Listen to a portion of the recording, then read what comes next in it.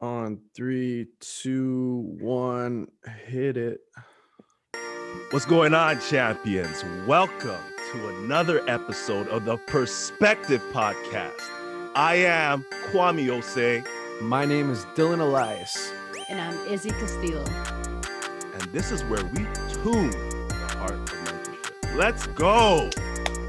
Champions Edition, let's get it.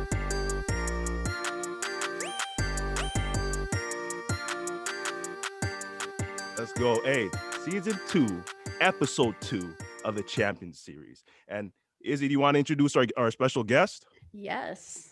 Well, season 2, episode 2, I thought I'd bring someone that is dear to my heart, a family member of mine that's been a mentor, that's been doing a lot of great things out there in the community and in different provinces and states, I guess, because she's currently in Germany. So we're really reaching out here in a lot of different countries right now.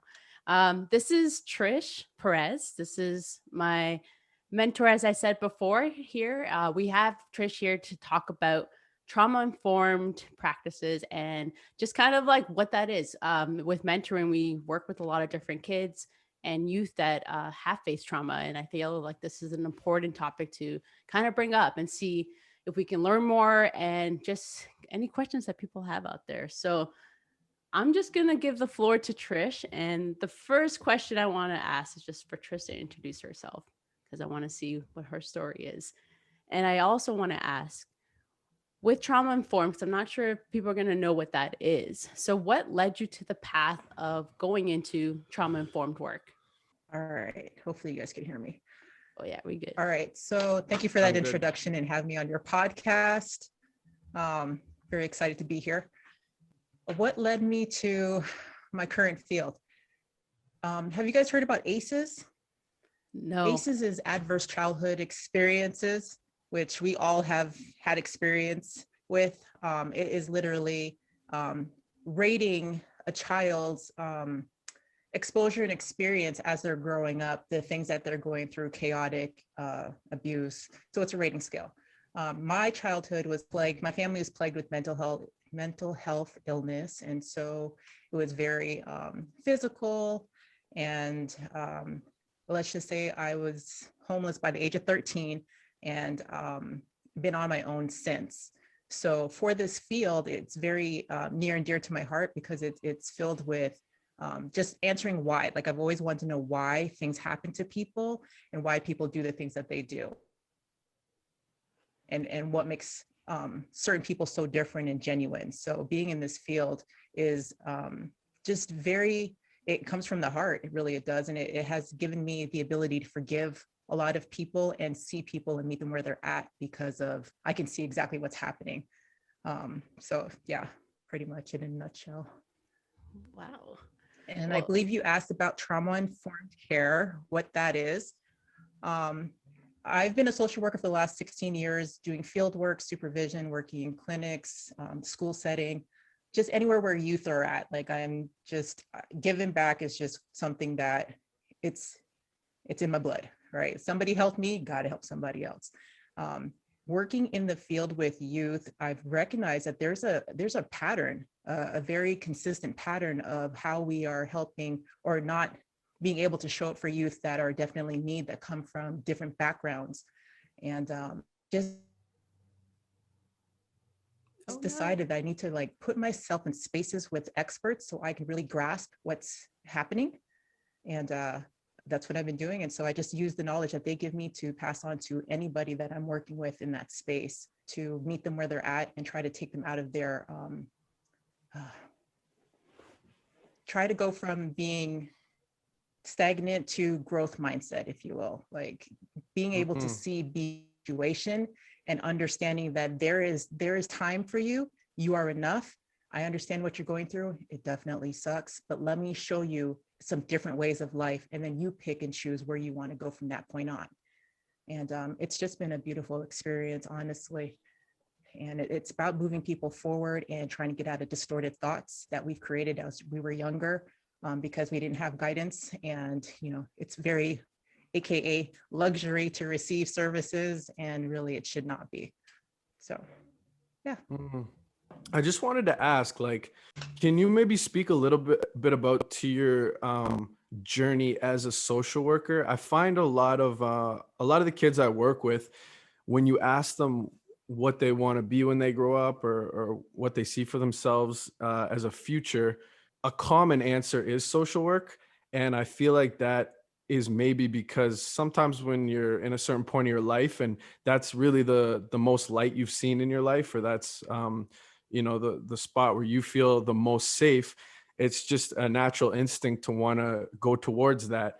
And then the part two of that question is kind of, I found anyways in my journey, like from where I started to where I'm at now, like I had to do a lot of work on myself. And I think that's something that people overlook when they get into social work. If you really want to take it to the next step, that involves a lot of self work. And then you find, like, who I was when I first started to who I am now is a drastically different person. And the field forced me to kind of like look within and grow, because I fought that for a little while. I did fight it, and then I kind of had to accept, like, if I'm going to keep continuing down this path, then I'm going to have to change. And one of the things that kind of hit me was, it was actually one of our guests, Brooke McMillan, said to me, she's like, you can only take the kids as far as you've gone.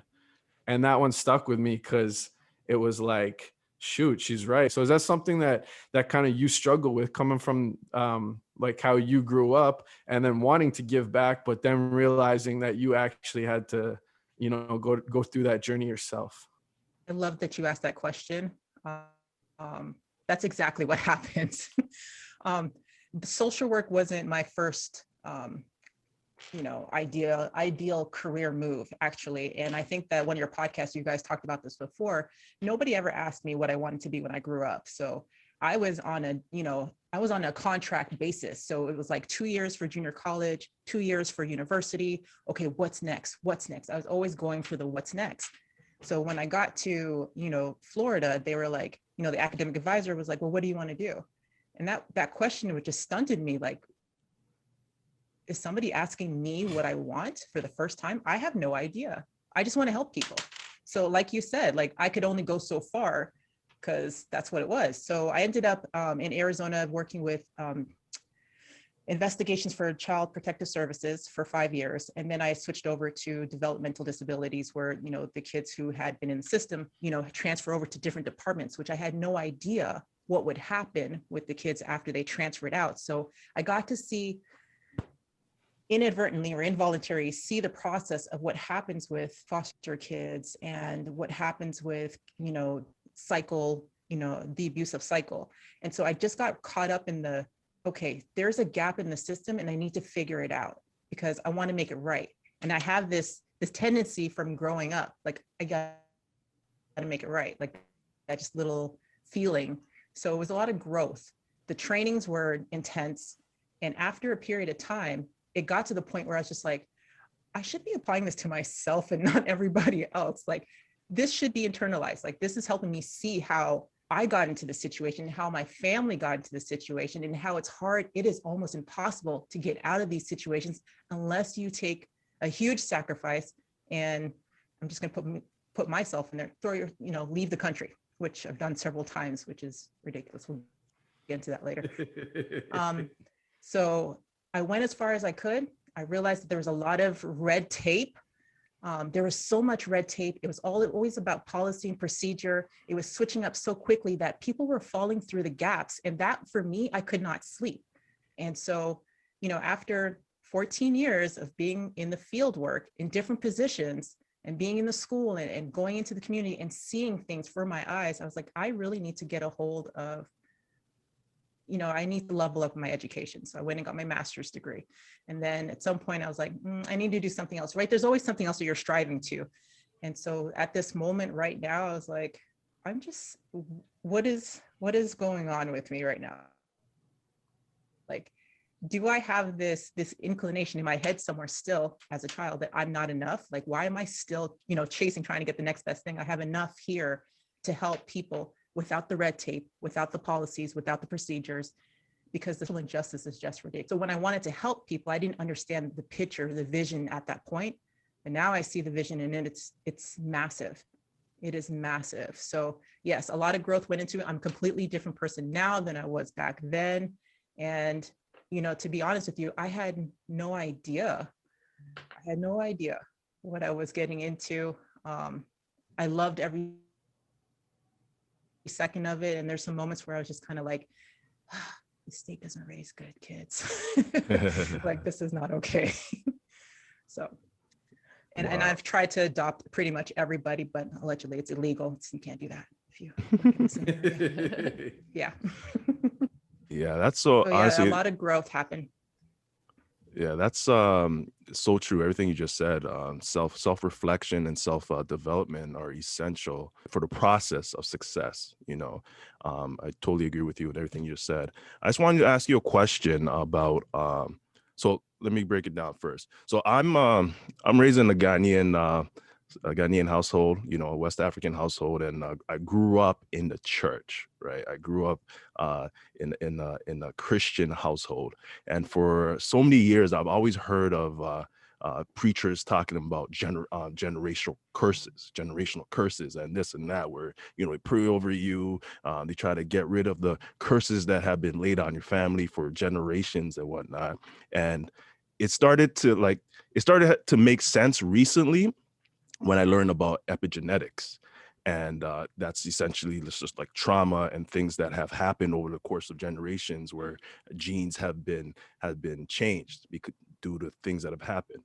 And I know that about this with regards to trauma, which is essentially it is trauma that's just incurred over generations, things that are ingrained in people. Sure. So I want to know if you can kind of like dive into that a bit, because I feel like most people don't know about this. So I know you're well versed in this, and if you could just share some light with regards to this, because then it could help us have a greater understanding of why not only youth, but why people are the way they are.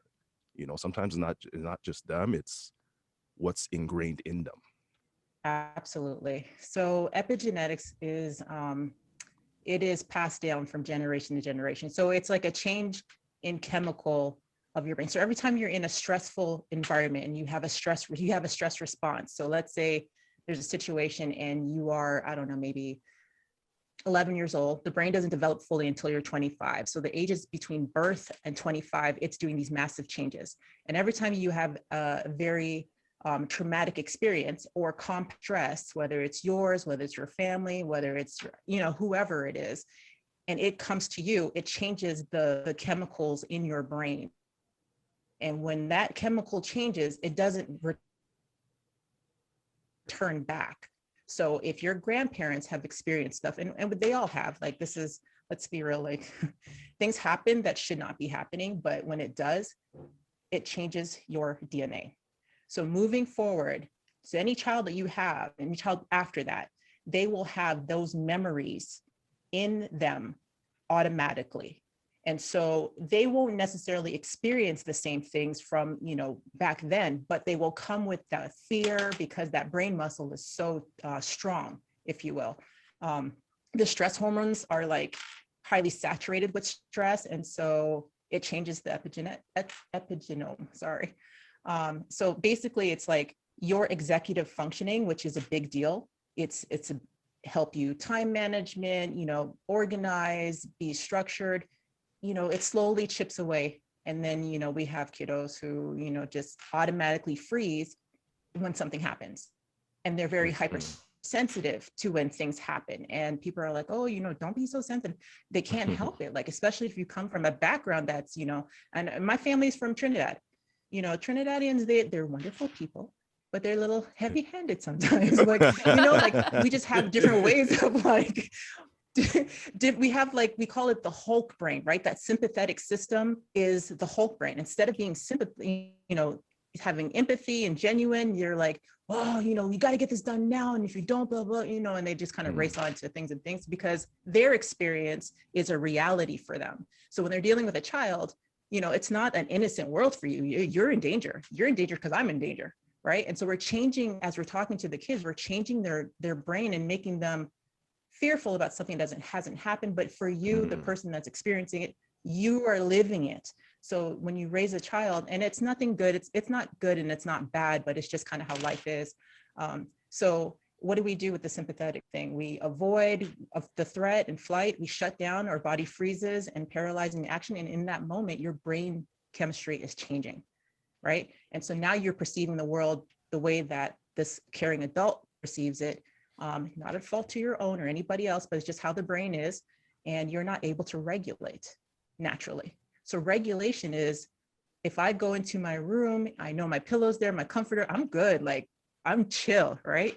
Well, people that don't have that kind of exposure and they come from these backgrounds that, you know, for whatever reason, we have like 8 different wellness categories, and maybe financially you're not stable. Maybe you're living in an area that's, you know, a little, you know, intense sometimes. Maybe you went to Caravana too many times, you know, like, you know, you go through like these experiences where you're like, I know something's going to happen. So like in 6 minutes, I'm gonna be at the car already, right? You're already preparing yourself for some of these things that happen. But when you hit that ventral vagal system, that nervous system at a very young age, you don't have the tolerance to sustain as you get older, because life gets harder as you get older. And so your epigenetics has already changed from birth, and it continues to change developmentally as you get older. So we have the adolescent years, the baby years, the adolescent, those are very primary years. Those years, like, it's so critical. And then everything after that is even worse. So like, I have teenagers in the house right now. They're everywhere. Like the brain is like taking off, and biologically they're changing, and then they're still a child. So they're like in a very confusing stage. With the pandemic, it's been tough, because I have to explain to them, but biologically their body's going to move the way it's supposed to move, right? You can't stop that.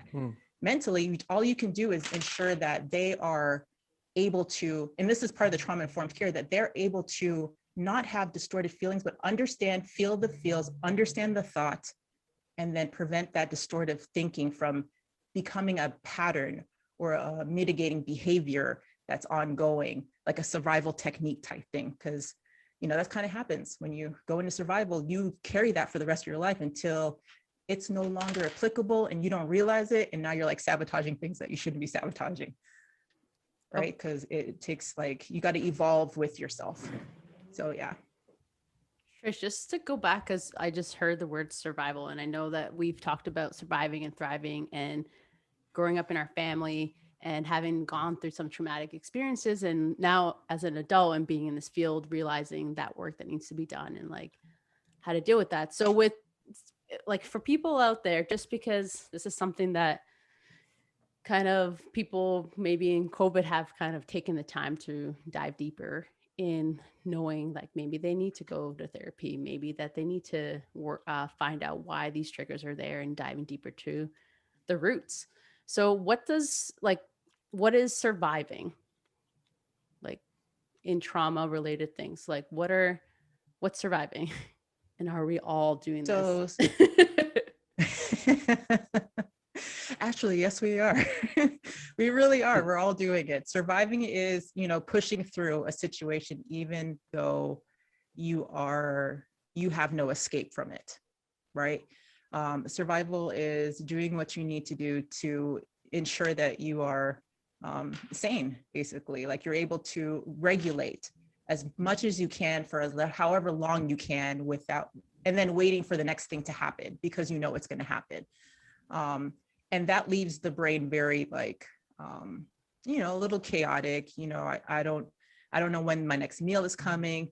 The pandemic for sure, like, the stores are crazy. I got to do this, I got to do that, but I still got to work, and so you're trying to compartmentalize your brain to function in your day, yet you have, okay, let's go back to the survival part. Your brain, okay? The bottom part of your brain, if you think about a baby, they're born with the bottom part of their brain. It's that limbic part of their brain. So it's like that fight or flight, nature, nurture, comforting. And then as you get older, you start developing up here where it's more cognitive. It's more like, it's a little bit impulsive, more behaviors. You're understanding, you know, how to be in life and how to, like, stabilize it and move about this world to be productive. When you come from a background that is, that you've been in survival the whole entire time, your brain stays down here. You stay functioning in this lower half of the brain. This is also depressing. This is depressive. This is anxious.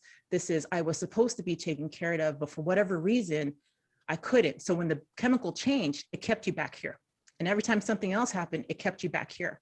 But your brain was developing and your body's developing. So it kind of floats back and forth, but it can't stay at that optimal functioning level if you're always in survival mode because you're worried about something about happening, right?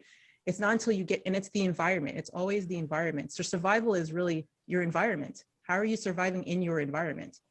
Survival is just being hyper vigilant about things that this part of the brain is so muscular, right? It's been overdeveloped for so long that you don't know how to function up here.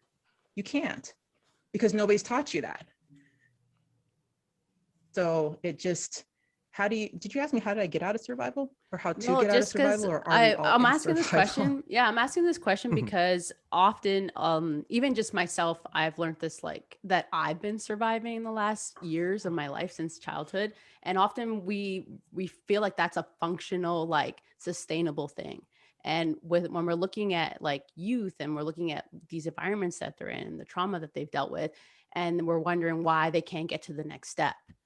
This is the things that I'm trying to dive deeper into, because people feel like that's just the functioning, but they don't narrow it to like, hey, it actually goes back to like this, and this is why you're still in development stages there. And how can you really understand someone's development, how they deal with like coping strategies and stuff, if we don't understand where their brain is at developmentally. Right. And surviving has Right. been like seen, it's kind of been glorified as like you're someone who can do anything, you're a multitasker, all these things. I was kind of like talking to Dylan about this, about the ADHD and how trauma and ADHD on one end, two different ends, and then in the middle, how some of those things can kind of mirror each other.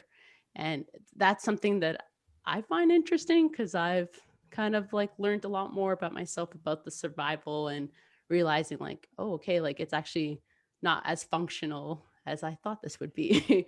So for the people out there, that's kind of what I'm trying to understand. Like, how do you individually, or if you're working with people, if you're a parent out there, like how can you help somebody who's in that situation of survival?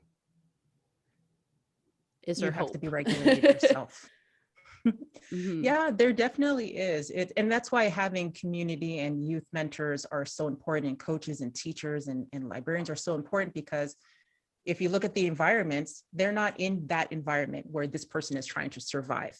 They are in environments. The library is very quiet. You know, you have time, like clarity in the libraries. Like I find myself when I go for long car rides, it's quiet, it's safe, there's clarity. There's a moment to actually think about, okay, what's happening right now? People in survival don't have a moment to think. And your brain needs about 36 hours to recover from something traumatic, right? And then when you do experience something traumatic, your brain goes into shock mode, like freeze or flight. That it protects you. It protects you in the moment because the body is amazing and the brain is amazing, but it keeps you stuck there until you're able to realize what happened. And usually when we go through something, we don't realize what's happening until a couple of years later, you know, or yeah, it's usually years later where you're like, oh my God, I didn't realize that happened. Like I was forever changed because of it. So it's really important that, so here's the thing about the trauma and ADHD, they often mirror each other. Like if I'm at home and I have a chaotic household, I'm not eating, I'm hungry, I'm starving, like I'm taking care of, you know, everybody but myself. I've been conditioned, right? We call them parented. There is no time to think about anything. You can't think about anything else but what you're supposed to be doing. So your brain is conditioned for that. So when you ask them to be introduced to something else, it's like you're going through this huge brain fog of like, I don't even know what you're asking me to do. And it sounds like a different language and I'm already tired and hungry. I can't function to ask what you're doing. So it shows up like ADHD. It shows up like a learning disability because the brain is not rested. It's not nurtured. It doesn't have the proper, they call them like categories, pillars to have like optimal functioning. And what's optimal functioning? Financially stable, you know, you're eating every day, nutritious meals, people are caring for you, people are meeting your developmental needs, people are understanding like biologically where you're at, and you're not exposed to things that are, that will shock you and forever change your whole being on a continuous basis. So the stress responses, when they become too much, and for a kid, it's very easy to be exposed to this.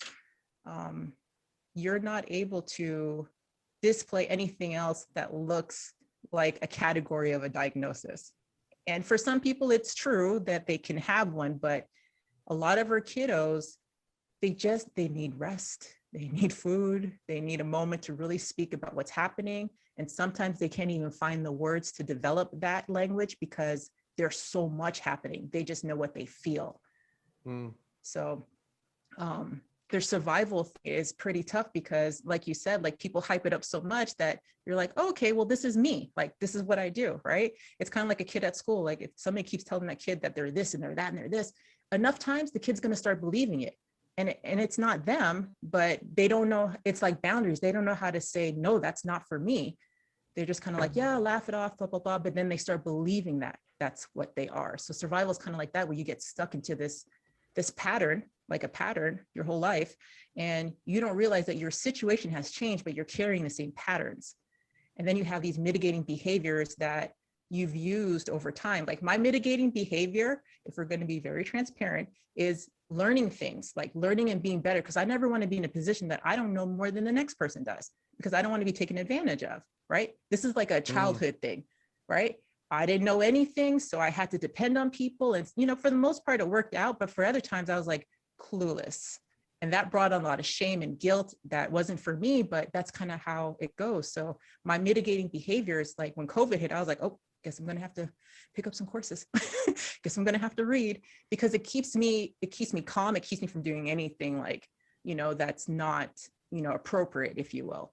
I've got kids, they're watching. So whatever I do, I know that, I'm teaching them when they get into a tough situation, this is probably what, this is what mom used to do. So maybe, who knows, they have their own brain. So we develop these behaviors and patterns over time, and that survival doesn't work in different environments. And that's where you get to see like a lot of the conflict happening and triggers that we don't even realize that we have until we're in certain environments. And you're like, oh, some people recognize and some people don't. Some people are just like, oh, I'm anxious. I don't even know why. And if you really think about it, why are you anxious? Why do you feel this way? What's happening with your body? And is it okay for you? Because if it's not okay, that's worth exploring. All right, Trish, I want to switch lanes a little bit, because I don't know your full story, but I did hear you say that you were pretty much on your own by the age of 13. And I do know that you played a very high level of basketball. So I kind of want you to tell us what sports meant for you. Just personally, I don't know where I would be right now without sports in my life. And I think maybe Kwame can say the same. It's just something that was very, like, I guess, essential to a part of our life, but then breaking through the other side and realizing that there's a lot more to life after sports. But that was kind of the catalyst that got me to that point. And I try to explain this to a lot of parents, and like, we coach a lot of kids, and do I think even 5% of those kids are ever going to turn it into a career that makes money? Like, no, absolutely not. Like, they're going to be a couple kids that come through up the system that might end up, but even if you do go pro, there's still life after that. So I try to explain that there's a lot more to sports than just having fun. And we get a lot of like, it's taking away from school, and but there's so much more to it. So can you maybe just talk about what sports was for you, and maybe tell us a little bit about like your journey? Sure. I played basketball with Galloway. Remember Galloway and Scarborough? And I used to play a lot downtown Regent Park, and get runs at anywhere we could find runs, anywhere. It was just like, for me, it was a safe place. It was always a safe place. It was dry. There was food there. My coach summoned me to show up, and I was treated normally, just normal. It was just a normal environment. So it became like something I've never experienced. And I was like, wow, this is comfortable. This is safe. And I ended up earning a scholarship. I paid for Eastern, which is sad because Eastern's commerce is now closed down. Paid for Eastern, and we started. Was Jamal McGlure there when you played? Yeah, we played with Jamal. Jamal Okay. wasn't Jamal then; he was just Jamal. Just kidding. And a lot of us, it just became like this family, a family unit. You know, we just met up everywhere. We do 3-on-3s. We did like extra commercials. We did TV stuff. Like all of us were just in each other's space, making sure that we were fed, taken care of. And then wherever we would go, we were all going through the same thing at the same time. So fast forward, I earned a scholarship to Miami, partial scholarship to play junior college. And all the naysayers was like, don't go to junior college because you're never going to finish. And I was like, listen, you guys have no idea. You have no idea. Listen, I just need to get out of here. Like, I just need to get out. So I went to junior college. It was a culture shock. And any life transition is difficult. Like moving is extremely difficult. And I had no idea. And it ended up working out. So after Miami, I signed with University of Florida in Gainesville and realized that I'm going to have to up my game. And I was just so impressed that I was in that space, sharing it with other all-star McDonald's, because I've never been an all-star anything. And I was like, oh, okay, this is cool. Let's go ahead and do it. And I was willing, I understood what was happening. I was trading something for something. I was bartering a deal for a degree so that I can play a sport. And in that sport, it will take care of me. And my job was to make sure that I get that paperwork. Now, was that paperwork difficult? Absolutely. It was definitely hard. And halfway through my junior year at Florida, my coach was extremely frustrated with me. I wasn't able to focus. And she was like, you know, what's happening? She got me tested. And I thought it was because I couldn't catch the ball. I don't know. She got me tested and she was like, I don't remember the testing happening. It was so long of a test, but it literally stood out that I had like, I don't remember what they said, but it was probably like ADHD or something. And I was like, no, it's trauma, but okay. And so they just gave me some accommodations to like help me graduate. And that was the best thing that's ever happened. It was the first time that I had received help, even though I didn't know how to ask for it. So basketball was definitely kept me alive.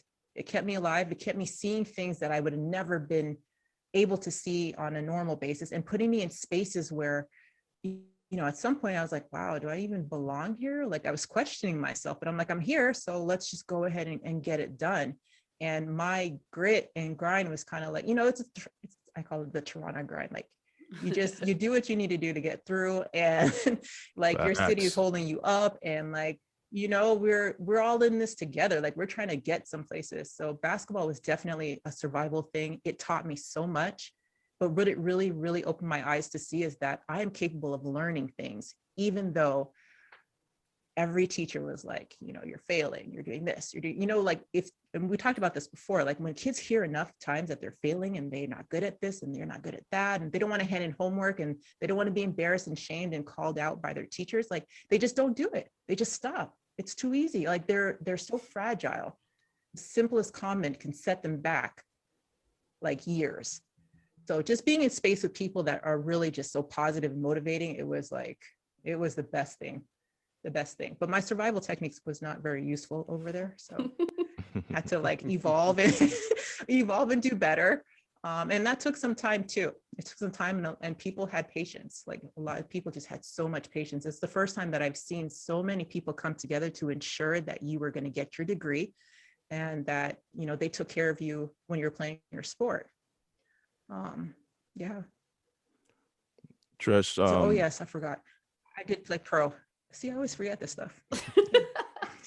Holy, jeez. So humble. Just forgot about that one thing. When you're in survival mode and you go through so much trauma, you don't have memory bank of a lot of things that you've gone through, right? I'm only now remembering a lot of the things now and holding myself like, oh yeah, I was in that space. So yeah, I played pro in Amsterdam for a year, and that was crazy and wild. And I think after that, I was like, you know what? I think I need to enter the workforce, because I don't want to be on this hamster wheel trying to like catch up. I always felt like I was catching up with like trying to catch up, and I was behind. And so I was like, it's time for me to get into the workforce and I came out to Miami and started coaching from then. Dope. Trish, we deal with a lot of kids or young adults who have aspirations of whether it's going to a post-secondary institution for school, becoming an athlete, playing football, playing basketball, becoming a dancer. We could deal with so many youth that have aspirations to be something greater than what they are right now, and which is great. But and sometimes they are given these opportunities, whether they get a scholarship somewhere or they get an invite to a camp or an opportunity to work with a professional in their field. And I find that a lot of it's great to have a dream and a goal and a vision to be something and to be somewhere. But sometimes when the opportunity is actually put in front of you, some people freeze and they don't understand how to take advantage of that opportunity, how to make sure they reap the benefits of the full experience. So essentially what I'm trying to ask is, because you've gone from, you went to JUCO in Miami, you played for the Gators. I'm a Miami U fan, by the way, so playing for the Gators is not really high on my list right now, but I respect it. I respect it. NCAA D1, let's go. But shout out to the U. But anyways, yeah, you played there, you played pro overseas, and these are big accomplishments. And what I see is that you're able to transform and adapt at the different levels, because every level requires a new language. Every level requires a new mindset, right? So you were able to do this, and it's one thing to do it, but how were you able to do it? Because there's so many kids that have opportunities, and when they get there, they realize, oh man, this is not like back home. I'm at the start no more, and then they kind of crumble, and excuses come, and then they end up heading back home and don't essentially get to where they could have been. So in order to try to prevent this situation and maybe help out the student that's watching, or the coach that's watching, or the parent that's watching, to help teach the youth the skills needed or the mentality needed, can you give some techniques and some advice of how to be adaptable, essentially? Sure. Yeah. So every time, and that makes proper sense. Like, there is a significant loss when you go to, when you leave your home to go somewhere else to be productive, to be everything you thought it would be, and we leave and we're not prepared. We're always, I call it, like, we hype people up so much that you forget to tell them about the little grainy things that they have to go through in order to sustain. That first year is a nightmare. It's extremely difficult, and it doesn't matter where you go, or we've been here 5 months, and it has been treacherous. It takes so much support. And a lot of times when we're going to play college ball or be a dancer, or your support is back home, and then you're going there individually, that is extremely difficult. So how I would say, how do you be adaptable, and how do you kind of allow yourself to take time to settle in is, and this is a learned behavior, right? Like, we've gotten gratification so quickly that the second that we don't get gratification, we almost feel as though we're worthless. We get down on ourselves. Like, how you talk to yourself is a big deal. Self-talk is a big deal. For me, I've always, my grandma was, the only time I saw my grandma at peace, Izzy, you'll laugh, is when she's at church. Like, the only time I've seen her at peace is when she's at church. Yeah. Right. Every time else, she's like, she's dealing with everybody else. So our kids have to learn how to have appropriate inner dialogue. They need to understand that hard work doesn't last forever, and it will be tough in the beginning, but if you push through, the light is at the end of the tunnel, right? If you open up yourselves to change and something different, it can be beautiful, right? But we're very fixated on what was and what is and what can be. And the new stuff, like, if it doesn't fit what my old character was, what everybody else told me that I could be, then I'm not succeeding. And that's not the case. So it's really like changing the mindset. My mindset was really like, and it's changed over time. Like first I went to play ball to prove to, my family that I was able to do this. And that's the wrong approach. But my childhood brain was like, yeah, do that. Right. And then when I got there, I was like, oh my God, everybody's stronger than me. Like, how am I going to fit in? But I wasn't going to show them that. Right. Because I've got to be strong. So I'm going to go out there and do that. And I'm going to cry when I get back to my dorm. That's fine. We were all crying when we got back to the dorm. It was rough.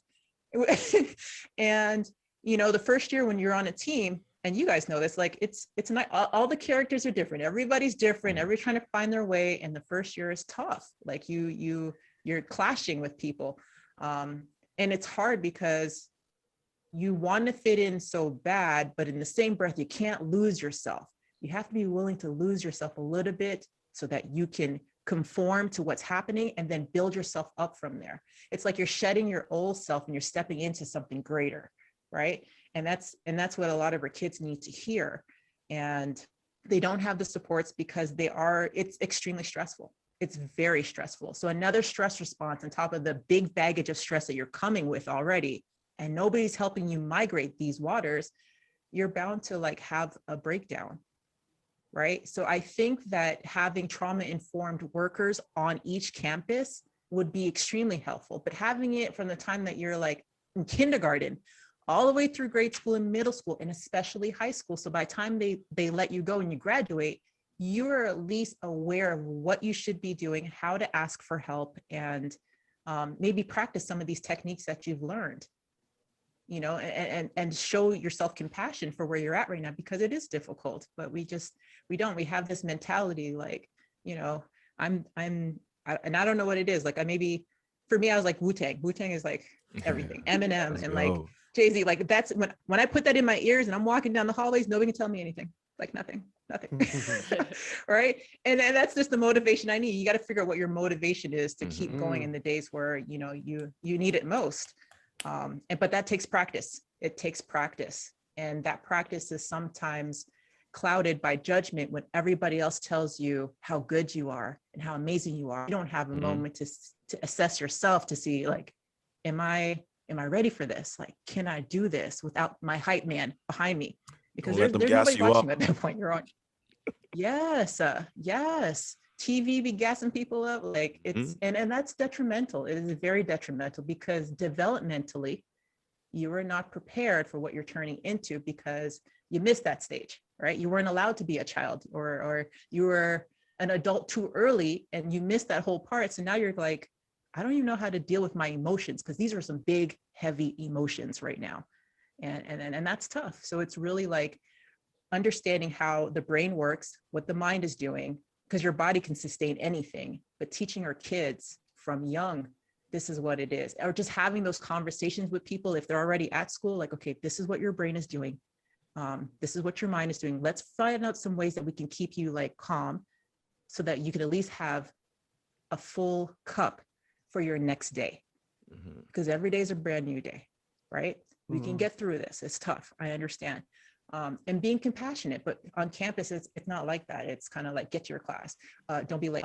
This contract says that you can't be in class until 2 p.m. because you have to be in the gym at 6 a.m. and you got to be on the track at 4 p.m. Like you don't have any time for yourself to think at all. So when your emotions hit you, it hits you like a brick wall.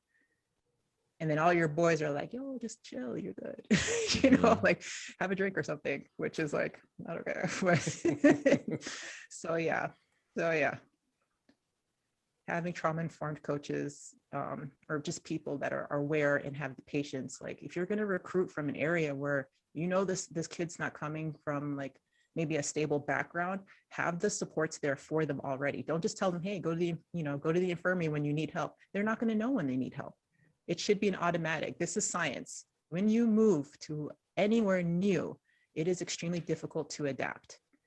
And if you're young, and you come with distorted thoughts about the world already, because this is what you developed over time, it's going to be even harder.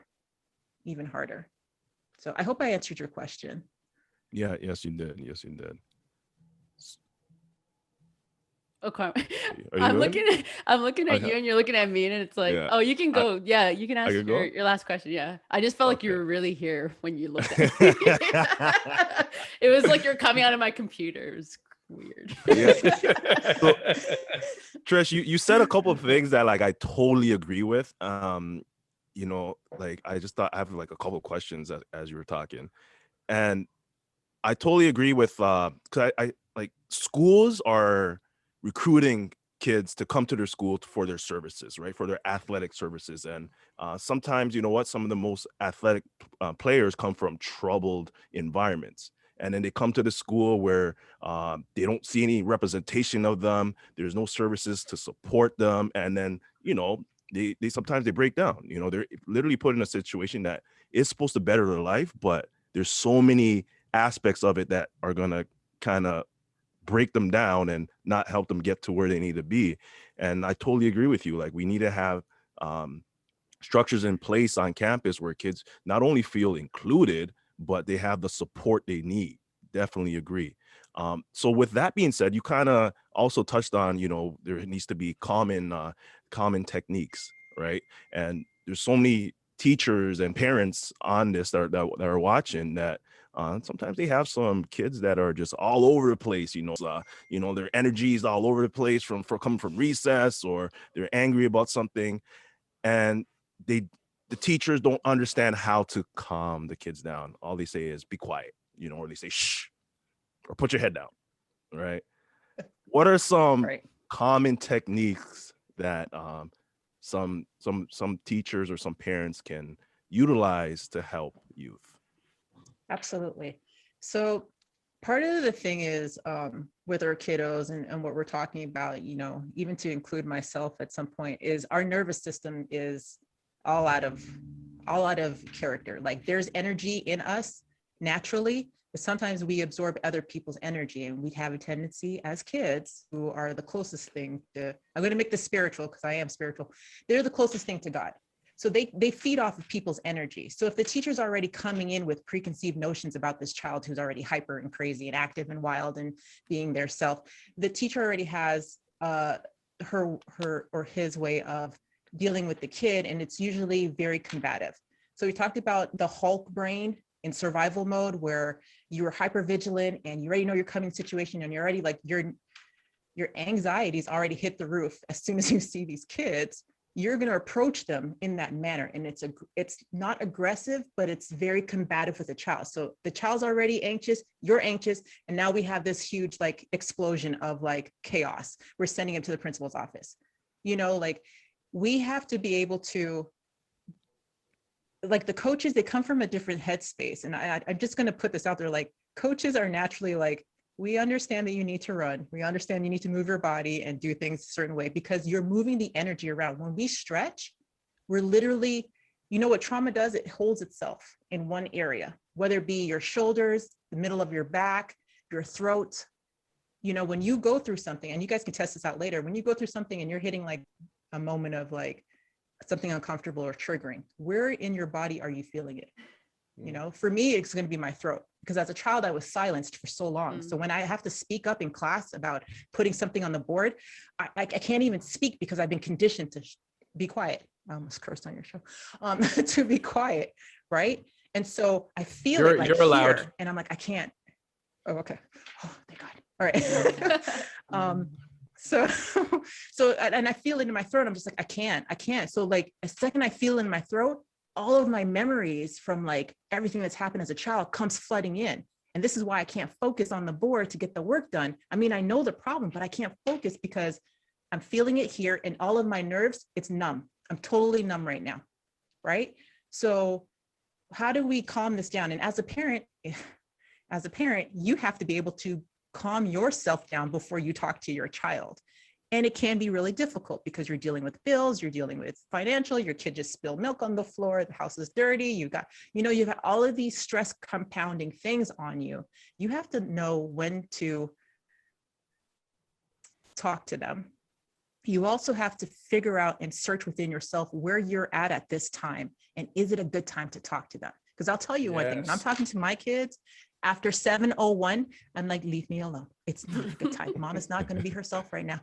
I've been up since 5 a.m. and I don't have nothing left to give you. So if you're hungry, go eat and then come sit next to me on the couch where we can be chill, because my cup is over its brink at that point. But a lot of us don't know when we're over our cup.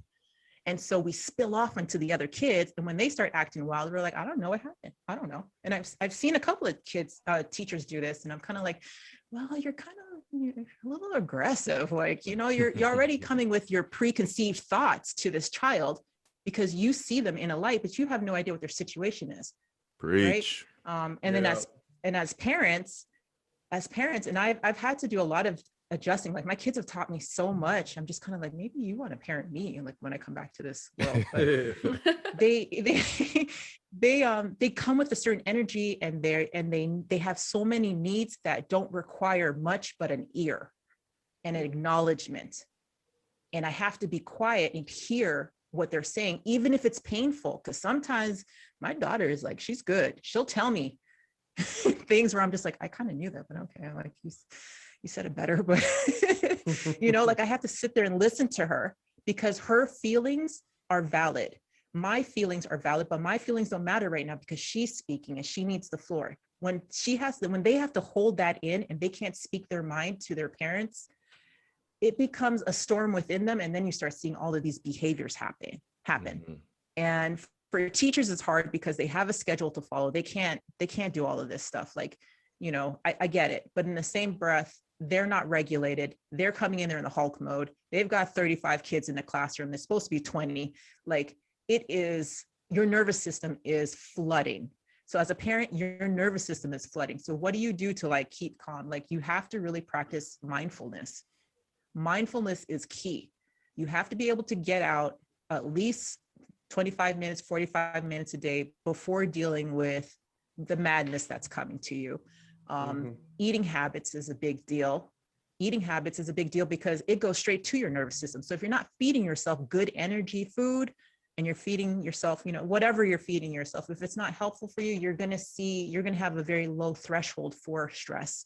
And then your body will start to break down. And if you're thinking that you can, you want your kid to sit still and they're like 6 years old, where their energy is like literally running up and down their spine and they have to run, you have to understand, like, these kids, they need to be outside, and like, they should be outside maybe 3 or 4 hours a day, because that's what their body is supposed to do. But to have them sit down for so long and have them, just sit, you're asking for, like, when you put a Pepto-Bismol in like a Coca-Cola and you shake it up and it just like takes off, that's the kid.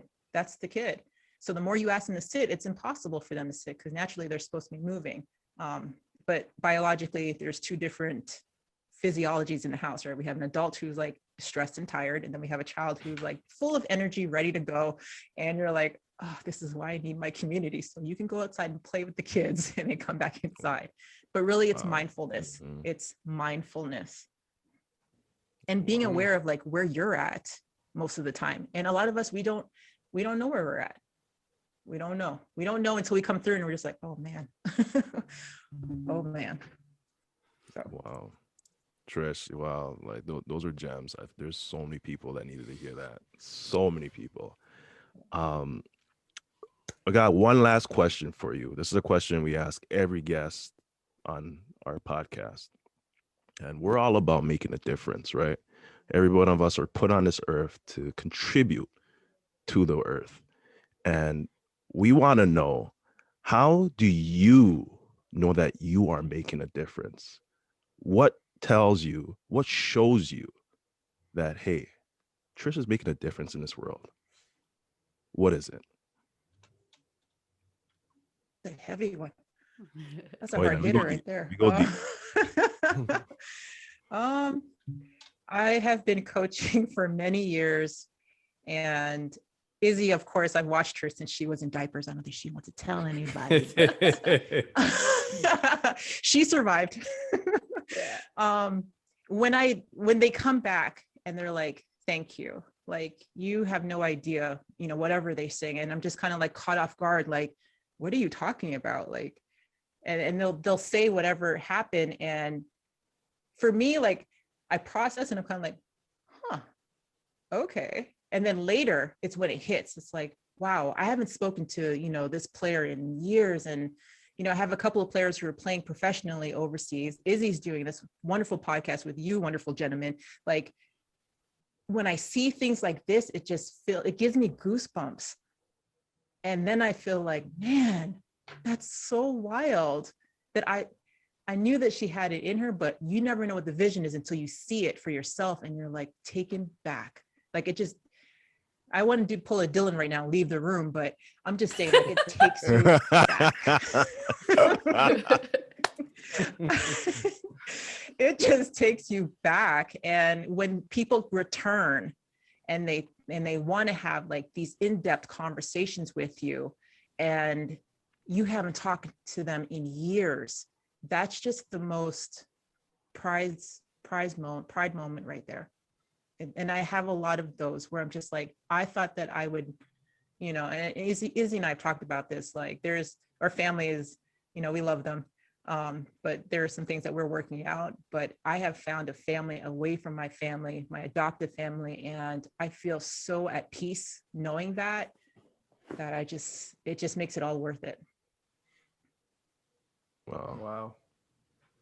Yo, Yeah. this is a second guest where I'm like, yo, we could have went another hour, like really, but I just want to say Yeah, thanks because that really hit me too. Because you're my mentor, and you were the first person that exposed me to possibilities. Because you let me take a plane at 13 years old by myself to Arizona, and then I learned that there was possibilities more out there. And you were the first generation to go out and get your education and stuff. So yeah, keep doing your thing. Keep doing your thing. You never know.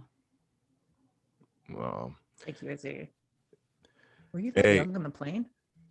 Yeah, I was. That was that's why I'm okay going on plane rides now. But yeah, 100%. I was 13 going to Arizona desert and made it through. So possibilities. Yeah, you did. And the Greyhound. Yo. Don't forget the Greyhound. yeah, things were different back then. You can't pull that stuff these days. You can't even send a kid to the playground. Here in Germany, I have and I don't want to be strange or anything, but I'm watching 5-year-olds and 4-year-olds walking the streets by themselves, just minding their business, and nobody's following them. And I'm kind of like, hey, where's your parents? But I don't want to be the weird one. And they're like, no, this is normal. I'm like, we have to go back to the US. You're not walking by yourself. I don't care. Don't get used to it. Don't get used to it. Hey, Trish, thank you so much. If somebody's watching this and they want to get some more information or maybe want to do a session with you, talk about like their traumatic experiences and get some healing, how can they contact you? So that's a good Or question. do you want them to contact you? Yeah, or do you? Email box flooded. Right now, you can send an email to stickproductions@gmail.com. I currently work in a doctor's office downtown here in Bublingen. And I'm also working underneath a neurological doctor where I'm more comfortable having conversations about what's going on in the body so that you could further understand yourself. And that's where the life coaching comes in. So if you want life coaching, because that's what I'm offering, go ahead and shoot me an email and then we can figure it out from that point on to see what your goal is and what your expectations of me. And I just want to put this on your show. You either want me to be thoroughly honest or you want me to sugarcoat something. But that's the only two. Nice. And I do not give advice. I simply let you know what's happening with you so that you can make an informed decision moving forward. Mm-hmm. And as long as it's not, risky and putting yourself at risk, then we will have like open dialogue conversations about what that looks like, what it can look like, and what part of your brain you might be thinking with. Because sometimes we think with that anxious brain, sometimes we think with that depressive brain, and we got to learn to filter them out a lot quicker than what we are doing. So yeah, stickproductions@gmail.com. All right, contact her. Oh. Okay. Well, I'm on the road right now, as you guys can see. So can I bring my man Wally in for the outro here? If he's awake. Wally, before Wally talks, hey, if you loved what you heard today from Miss Trish, if you loved what you heard today on the podcast, please like, comment, subscribe, and share with as many people as possible. And on that note, Dylan and Wally, hit them with the outro. Oh, yeah. All right. Oh, yeah. All right, everybody. They can't see you. All right, everybody. That's this week's episode. Remember, this is just our perspective on mentoring. What's yours? See you next week. Yes, Hey. Walter. Yeah.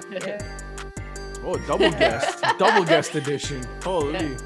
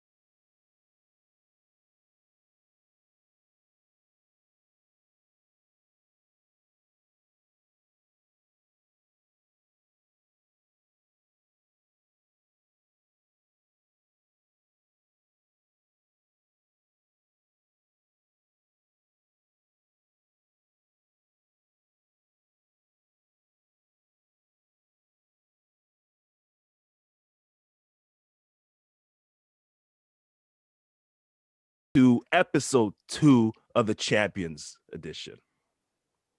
I think we're good there. Yeah. All right, everyone can stop recording on their phones now, and then Dylan, do you want me to press the recording? yeah, press stop recording, and then exit out